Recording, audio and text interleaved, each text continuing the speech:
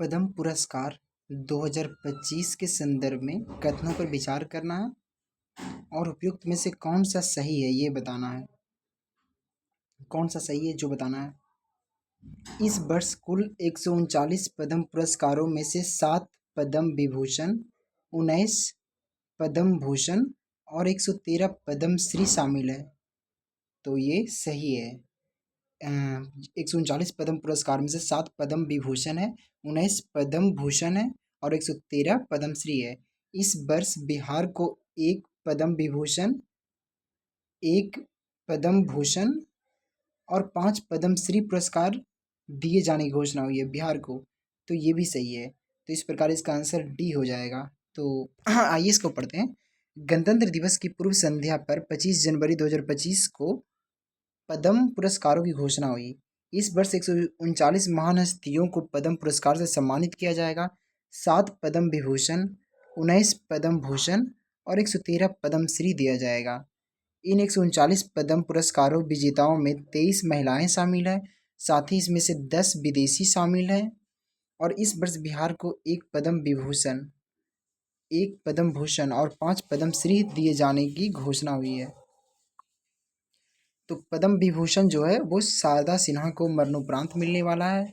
पद्म भूषण जो है सुशील कुमार मोदी को मरणोपरांत दिया जाएगा। और पद्म श्री आचार्य किशोर कुणाल जो कि पटना हनुमान मंदिर का जो संस्थापक है उनको मिलेगा। भीम सिंह भवेश को मिलेगा जो कि आरा के हैं। निर्मला देवी को मिलेगा जो मुजफ्फरपुर से हैं। हेमंत कुमार को मिलेगा जो कि भागलपुर से हैं। विजय नित्यानंद सुरेश्वर जी महाराज को मिलेगा जो कि जमुई से हैं। इस प्रकार एक का आंसर हो जाएगा डी। एक का आंसर डी हो जाएगा, दोनों सही है। सवाल नंबर दूसरा। गांधी मैदान पटना में 76वें गणतंत्र दिवस के अवसर पर निकाली गई झांकियों में इस विभाग को प्रथम स्थान मिला। किस विभाग को प्रथम स्थान मिला? तो उद्योग विभाग को प्रथम स्थान मिला।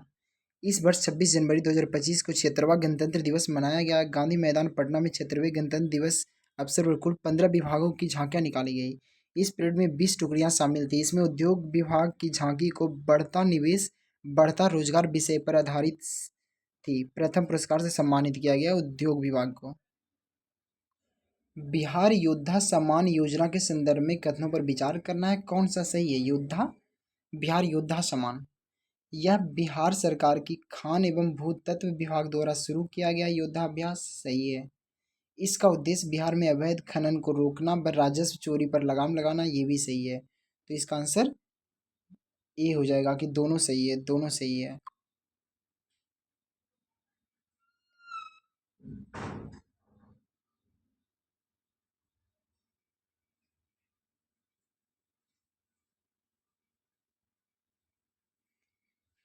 आरिफ मोहम्मद खान के संदर्भ में, आरिफ मोहम्मद खान के संदर्भ में निम्नलिखित कथनों पर विचार करना है। आरिफ मोहम्मद खान के संदर्भ में विचार करना है और कौन सा सही है ये बताना है।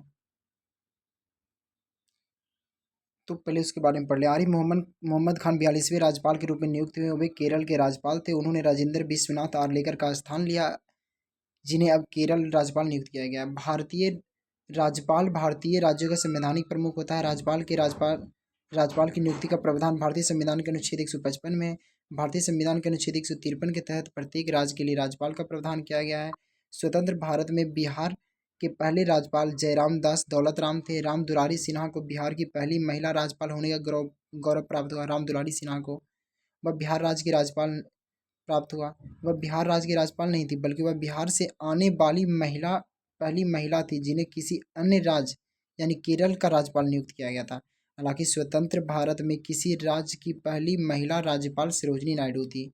तो इसके बारे में पढ़ते हैं। आरिफ मोहम्मद खान के बारे में, हाल ही में वो बिहार के 42वें राज्यपाल के रूप में नियुक्त हुए हैं सही है। उन्होंने कर्नाटक के राज्यपाल के रूप में अपनी सेवाएं दी है, ये दूसरा गलत है, केरल में दी है। भारतीय संविधान के अनुच्छेद 153 के तहत प्रत्येक राज्य के लिए राज्यपाल का प्रावधान किया गया, ये भी सही है। बिहार में राज्यपाल के पद पर अभी तक किसी भी महिला की नियुक्ति नहीं है हुई है, अभी तक किसी भी महिला की नियुक्ति नहीं हुई है, ये भी सही है। तो 1, 3, 4 इसका आंसर यानी सी हो जाएगा। बिहार सरकार ने हाल ही में किस जिले में घड़ियाल और कछुओं के लिए राज्य का पहला प्रजनन केंद्र स्थापित करने का निर्णय लिया है? तो ये लिया है पश्चिमी चंपारण में। बिहार सरकार ने हाल ही में घड़ियाल और कछुओं के लिए राज्य का पहला प्रजनन केंद्र स्थापित करने का निर्णय लिया है। घोषणा के अनुसार पश्चिम चंपारण के जिला बेतिया में गंडक नदी में घड़ियाल और कछुआ के लिए राज्य का पहला इंक्यूबेशन सेंटर सह नेचर इंटरप्रिटेशन सेंटर स्थापित किया जाएगा। इस प्रकार 5 का आंसर बी हो जाएगा। 6 में निम्नलिखित में से कौन सा राज्य हाल ही में ग्रामीण क्रिकेट लीग शुरू करने वाला भारत का पहला राज्य बन गया है? बिहार इसका आंसर होगा। बिहार क्रिकेट संघ के अध्यक्ष राकेश तिवारी के नेतृत्व में बिहार के सभी जिलों के प्रतिभाशाली खिलाड़ियों के लिए बिहार ग्रामीण लीग का आयोजन करने जा रहा है। इसका उद्देश्य गांवों, स्कूल, कॉलेज और ब्लॉक स्तर के प्रतिभाशाली खिलाड़ियों की खोज करना, उन्हें राज्य के क्रिकेट मुख्य धारा में लाना है। इसके तहत बिहार राज्य ग्रामीण क्रिकेट लीग आयोजित करने वाला देश का पहला राज्य बन गया है। 7वां नंबर सवाल पे आ रहे हैं।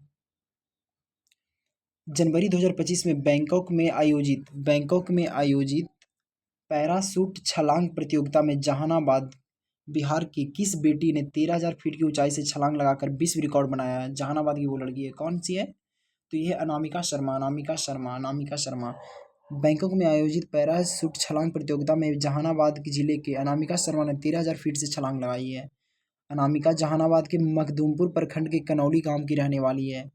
इस दौरान महाकुंभ 2025 का झंडा लहराया है। महाकुंभ 2025 का झंडा लहराया वे भारत की सबसे कम उम्र की लाइसेंस सी स्काई ड्राइवर है। लाइसेंस सी उसके पास है।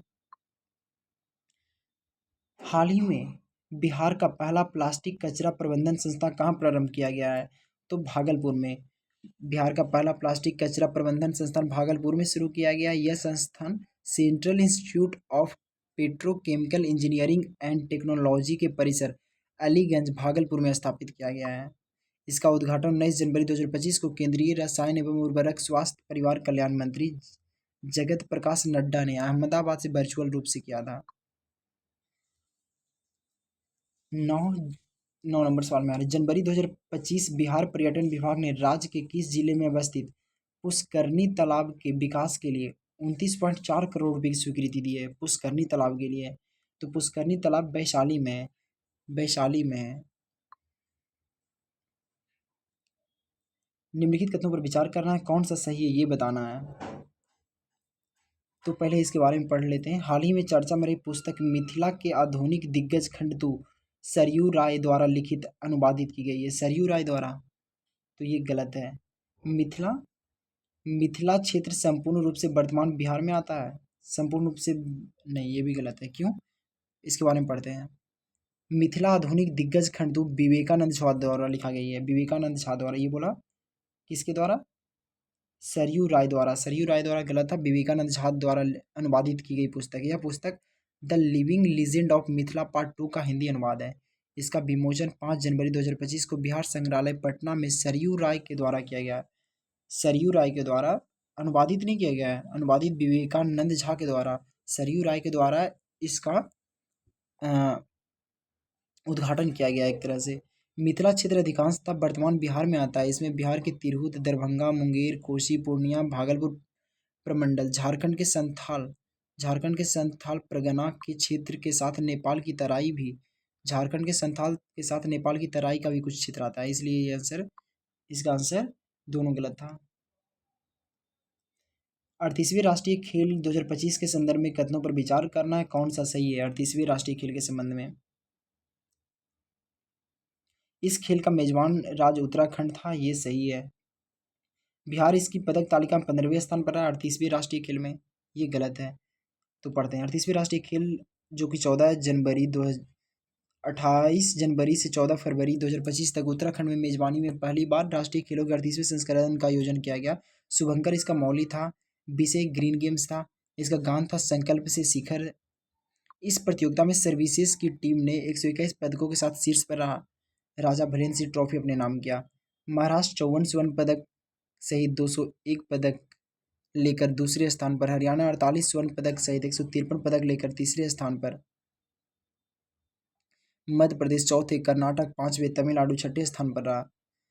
पहला सर्विसेज, दूसरा महाराष्ट्र, तीसरा हरियाणा, चौथा मध्य प्रदेश, पांचवा कर्नाटक, छठा तमिलनाडु। बिहार के खिलाड़ियों ने 38वें राष्ट्रीय खेलों में शानदार प्रदर्शन करते हुए कुल 12 पदक जीते, 1 स्वर्ण जीता, 6 रजत, 5 कांस्य और पदक तालिका में 15 नहीं 29वें स्थान प्राप्त किया। 29वें राष्ट्रीय खेल का मेजबानी जो करेगा, ग्रीष्मकालीन राष्ट्रीय खेल का 39वें का जो मेजबानी करेगा वो मेघालय करेगा। 38वें राष्ट्रीय खेल के बारे में सूची को मिलान करना है, सूची को मिलान करना है।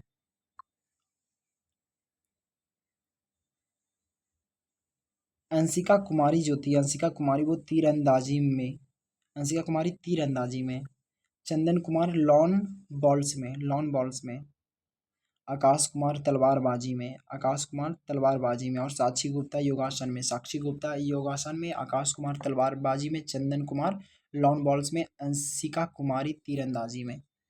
तो बिहार के पदक विजेता महिला लॉन बॉल टीम स्वर्ण पदक, अंशिका कुमारी रजत पदक जो कि तीरंदाजी में, चंदन कुमार लॉन बॉल्स में रजत पदक, आकाश कुमार तलवारबाजी में 1 रजत पदक, 1 कांस्य पदक।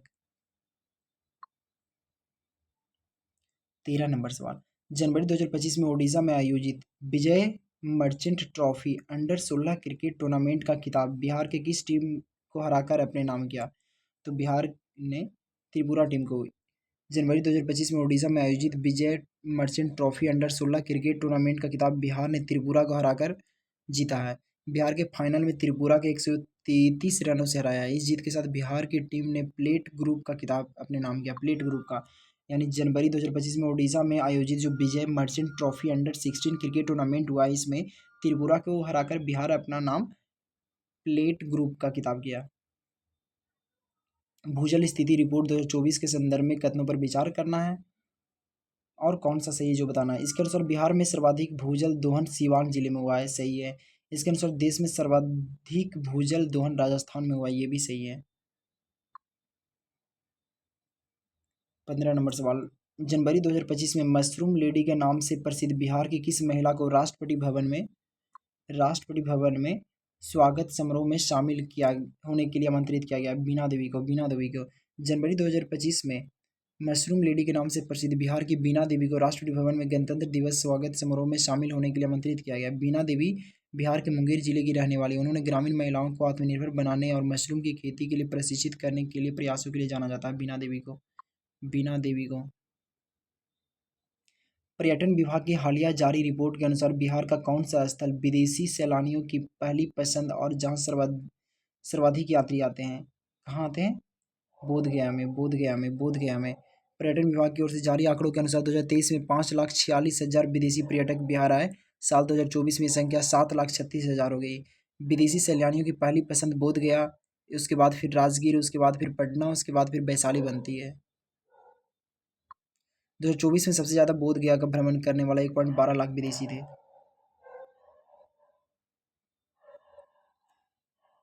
विभिन्न राज्यों की लॉजिस्टिक सुगमता 2024 रिपोर्ट के संदर्भ में विचार करना है, कौन सा सही है जो बताना है। इसका पहला संस्करण 2018 में जारी किया गया था, जो कि सही है। इस सूचकांक की परिकल्पना विश्व बैंक के लॉजिस्टिक प्रदर्शन सूचकांक पर की तर्ज पर की गई, ये भी सही है।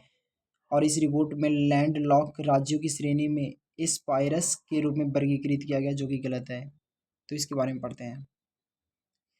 विभिन्न राज्यों की लॉजिस्टिक सुगमता की रिपोर्ट, केंद्रीय वाणिज्य एवं उद्योग मंत्रालय ने विभिन्न राज्यों में लॉजिस्टिक सुगमता रिपोर्ट का 6ठा संस्करण जारी किया है।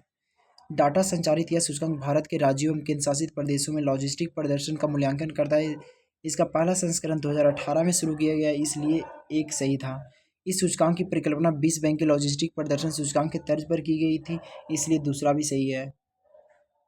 और इस रिपोर्ट में राज्यों एवं केंद्र शासित प्रदेशों को उनके प्रदर्शन के आधार पर अचीवर्स, फास्ट मूवर्स तथा एस्पायर्स के रूप में वर्गीकृत किया गया है।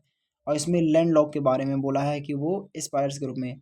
इस मूल्यांकन 4 स्तंभ के आधार पर किया जाए: लॉजिस्टिक सेवाएं, संधारणीय लॉजिस्टिक, संधारणीय अवसंरचनाएं, परिचालन एवं विनियामक वातावरण। इस रिपोर्ट राज्य केंद्र शासित प्रदेशों को 4 समूह में वर्गीकृत किया गया है: तटीय राज्य, लैंडलॉक राज्य, पूर्वोत्तर राज्य और केंद्र शासित प्रदेश। लैंडलॉक जो राज्य है उसको अचीवर श्रेणी, जैसे हरियाणा, तेलंगाना, उत्तर प्रदेश, उत्तराखंड, लैंडलॉक को अचीवर श्रेणी। फास्ट मूवर्स बिहार, हिमाचल प्रदेश, मध्य प्रदेश, पंजाब है, राजस्थान को फास्ट मूवर्स में, और एस्पायरस छत्तीसगढ़, झारखंड को। बिहार सरकार ने हाल ही में गोगो बिल को पर्यटन स्थल के रूप में स्थापित करने की घोषणा की है। यह कहाँ है? गोगो बिल कहाँ है? कटिहार में। कटिहार जिले में स्थित गोगो बिल झील एक पर्यटन स्थल के रूप में विकसित करने की घोषणा की गई है। यह कटिहार जिले में स्थित एक महत्वपूर्ण आर्द्र भूमि है।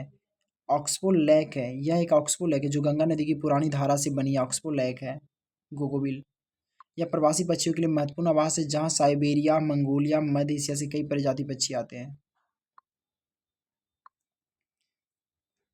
लोकसभा चुनाव 2024 में बेहतर चुनाव प्रबंधन के लिए बिहार के किस जिले के जिलाधिकारी सौरभ जोरवाल को इलेक्टोरल प्रैक्टिसेस अवार्ड 2024 से सम्मानित किया गया है?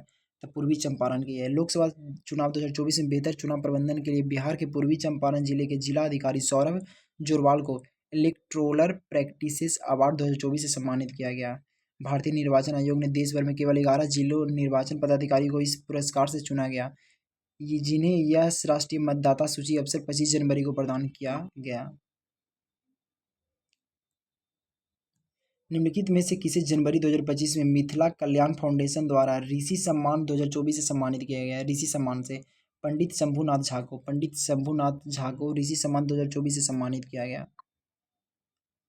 मुख्यमंत्री नीतीश कुमार की प्रगति यात्रा के दौरान किस जिले से संबंधित श्री मोनिया बाबा महावीरी झंडा मेला को राजकीय दर्जा दिया गया?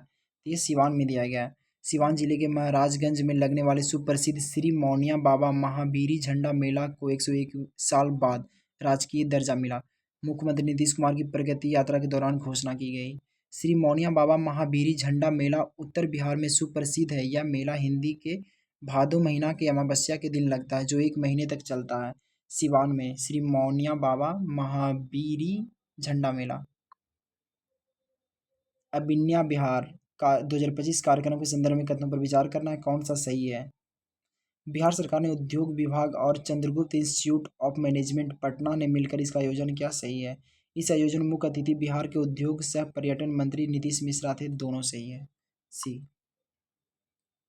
ये 16 जनवरी 2025 को स्टार्टअप दिवस के अवसर पर पटना के स्थित चंद्रगुप्त इंस्टीट्यूट ऑफ मैनेजमेंट के साथ मिलकर अभिनया बिहार 2025 का आयोजन किया गया 16 जनवरी को।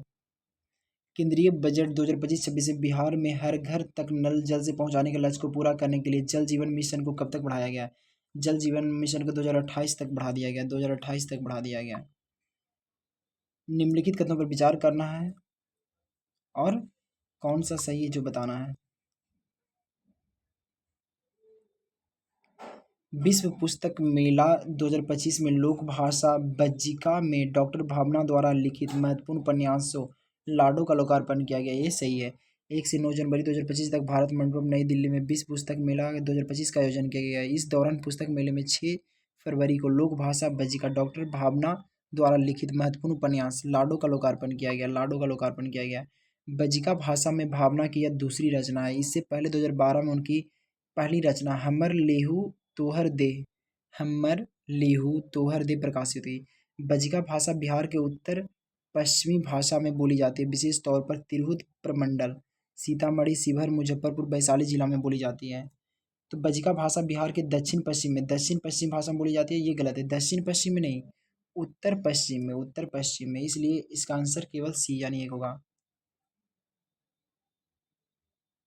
बिहार के किस जिले में हाल ही में देव सूर्य महोत्सव का आयोजन किया गया? देव सूर्य महोत्सव औरंगाबाद में सूर्य का जो पहला बोला जाता है कि उपासना औरंगाबाद से ही शुरू हुआ था, या फिर छठ का जो हम सब पर्व जो मनाते हैं उसका भी बिहार के औरंगाबाद से ही उसका उत्पन्न एक तरह से माना जाता है, क्योंकि वहाँ पे सूर्य का सबसे पुराना मंदिर भी मिला है।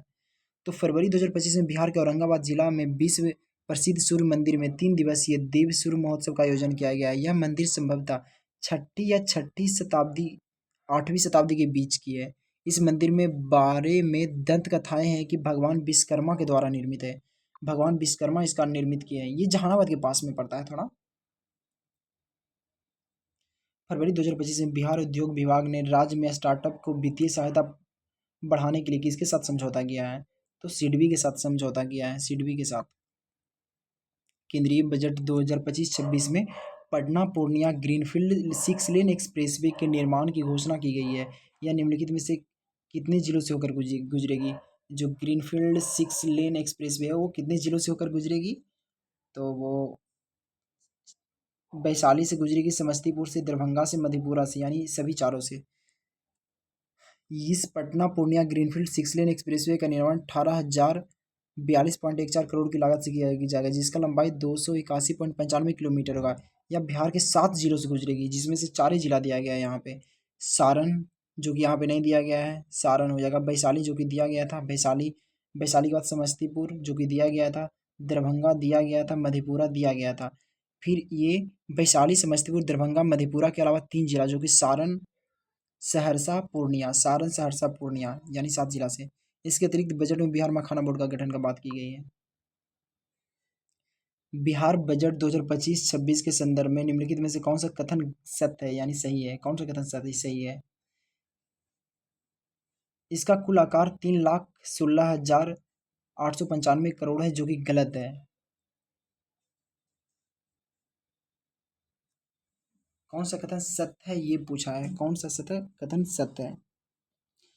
यह पिछली बार बजट से 38,169 करोड़ कम है। कम थोड़े है, सही है, ज़्यादा है। दूसरा गलत है। तो पूछा क्या है, कौन सा सत्य है? तो एक जो है, इसका कुल आकार 3,16,895 करोड़ है, सही है। बिहार सरकार ने 3 मार्च 2025 को वित्त मंत्री सम्राट चौधरी के माध्यम से 3,16,895 करोड़ का बजट पेश किया। यह पिछली बार के बजट से 2,78,726 से 38,169 करोड़ अधिक है। यहाँ पर कम बोला है, तो दूसरा गलत है। तो सही कौन सा है? बी, यानी केवल एक सही है, जो कि 3,16,895 करोड़। बिहार बजट 2025-26 में निम्नलिखित को आवंटन के आधार पर घटते क्रम में व्यवस्थित कीजिए। घटते क्रम यानी सबसे ज़्यादा किसे? सबसे ज़्यादा शिक्षा विभाग को मिला है 60,954 करोड़ रुपया। उसके बाद स्वास्थ्य विभाग को 20,000, सेकंड में स्वास्थ्य विभाग को जो कि 20,335 करोड़, और तीसरा में ग्रामीण विकास को जो कि 16,193 करोड़ रुपया, और इसके बाद फिर ऊर्जा को 13,498 करोड़, और उसके बाद 7 निश्चय 2 योजना को 5,972 करोड़। तो ये तो लाइन से है 1 2 3 4, 1 2 3 4, यानी सी आंसर है, C answer, C answer. 30 number सवाल पे आ रहा है। हाल ही निम्नलिखित कथनों पर विचार करना है, कौन सा सही है जो बताना है, कौन सा सही है जो बताना है। तो हाल ही में नमामि गंगे मिशन ने निरंजना नदी के संरक्षण और पुनर्जीवन के लिए एक नई पहल शुरू की है। ये भी सही है। निरंजना नदी हिंदू, जैन और बौद्ध धर्म के अनुयायियों के लिए आध्यात्मिक आस्था और सांस्कृतिक पहचान का प्रतीक है। ये भी सही है, क्योंकि निरंजना जो फल्गु नदी है, यहाँ पे बौद्ध धर्म का, बुद्ध भगवान को ज्ञान प्राप्ति यहीं पे हुआ था, इसलिए इसका आंसर दोनों सही है। तो इसका आंसर डी हो जाएगा। 31 नंबर सवाल पे आ रहे हैं। हाल ही में बिहार के किस जिले में राज्य के पहले वन्यजीव इको पार्क की स्थापना की गई है? पहले वन्यजीव इको पार्क की स्थापना की गई है, तो ये की गई है कैमूर में। कैमूर बिहार का पहला वन्यजीव इको पार्क माँ मुंडेश्वरी इको पार्क कैमूर जिले में तैयार किया गया है। तो 32 नंबर सवाल पे आ रहे हैं। लोकसभा अध्यक्ष ओम बिरला ने फरवरी 2025 में संसद में 6 नई भाषाओं को अनुवाद सेवाओं में के विस्तार की घोषणा की है। इसमें बिहार की कौन सी भाषा सम्मिलित है? तो बिहार का इसमें मैथिली भाषा सम्मिलित है। लोकसभा अध्यक्ष ओम बिरला द्वारा 11 फरवरी 2025 को संसद में 6 भाषाओं का अनुवाद सेवाओं का विस्तार की घोषणा की है। इसमें बिहार की मैथिली सहित बोडो, डोगरी, मणिपुरी, उर्दू, संस्कृत भी शामिल है। अब कुल 16 भाषाओं में अनुवाद सेवा उपलब्ध हो गया है संसद में। हालांकि 22 आधिकारिक भाषाओं को इसमें शामिल करने का लक्ष्य रखा गया है। तो अगला नंबर 33 नंबर सवाल पे आ रहे हैं। बिहार के कौन से बॉलीवुड अभिनेता हाल ही में audio story telling company velvet के सह संस्थापक बने हैं? बेलवेट के सह संस्थापक, तो ये पंकज त्रिपाठी बने हैं, पंकज त्रिपाठी बने हैं। पंचायत हस्तांतरण सूचकांक 2024 के संदर्भ में कथनों पर विचार करना है, पंचायत हस्तांतरण सूचकांक में, और कौन सा सही है जो बताना है। तो पंचायत हस्तांतरण सूचकांक में बिहार को 48.24% अंकों के साथ 18वें पायदान पर रहा है। ये सही है। तो इसके बारे में पढ़ते हैं। हाल ही में 13 फरवरी 2025 को पंचायती राज मंत्रालय और भारतीय लोक प्रशासन संस्थान ने पंचायत हस्तांतरण सूचकांक जारी किया है और 10 वर्ष के अंतराल पर जारी हुई इस रिपोर्ट में दक्षिण भारत के राज्यों में पंचायत का दबदबा रहा, जबकि उत्तर भारत के राज्यों में केवल उत्तर प्रदेश प्रदर्शन पहले के मुकाबले में बेहतर नजर आया है। ओवरऑल रैंकिंग में कर्नाटक पहले पायदान पर, केरल दूसरे और तमिलनाडु तीसरे पायदान पर रहा, जबकि महाराष्ट्र चौथे, उत्तर प्रदेश पाँचवें, गुजरात छठे स्थान पर रहा। इस रैंकिंग में बिहार 48.24 अंक के साथ 18वें पायदान पर रहा। तो बिहार को अंकों के आधार पर राज्यों की स्थिति के मध्यम श्रेणी में रखा गया है। मध्यम श्रेणी में तो नहीं, मध्यम श्रेणी में आंध्र प्रदेश को रखा गया है, हिमाचल प्रदेश को, मध्य प्रदेश को, उड़ीसा को रखा गया है। निम्न श्रेणी में बिहार को रखा गया है, निम्न श्रेणी में रखा गया है बिहार को। तो इस प्रकार 34 का आंसर बी यानी केवल एक सही है, केवल एक सही है। तो अगला नंबर सवाल पे आ रहे हैं, 35 नंबर पे। हाल ही में चर्चा में रही पुस्तक कर्पूरी ठाकुर की पुकार नीतीश कुमार हैं के लेखक कौन है? कर्पूरी ठाकुर की पुकार नीतीश कुमार है, इसका लेखक कौन है? धर्मेंद्र चंद्रवंशी है। 17 फरवरी 2025 को जननायक कर्पूरी ठाकुर की 37वीं पुण्यतिथि मनाई गई। इस अवसर पर कर्पूरी ठाकुर की पुकार नीतीश कुमार है नामक पुस्तक का विमोचन किया गया। इस पुस्तक के लेखक डॉक्टर धर्मेंद्र चंद्रवंशी है। तो इस प्रकार आज का 35 सवाल खत्म।